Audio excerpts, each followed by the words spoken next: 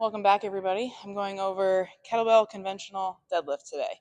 This is similar to when you would do this with a barbell, but now the weight can be between my feet, so it's a little bit easier to learn a proper hinge and a proper deadlift this way.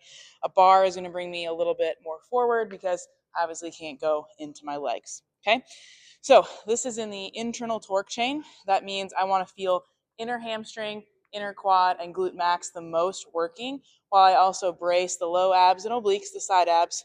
A little bit of pec and teres major engagement is here. So from the ground up, there's a lot going on, but just remember the main work is glutes, hamstrings, and quads, okay?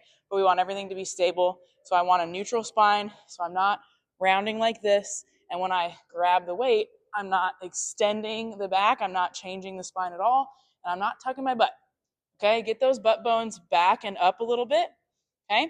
I'm gonna reach down, slight bend in the knee, lots of bend in the hip. My hip is gonna be above my knees for the most part, okay?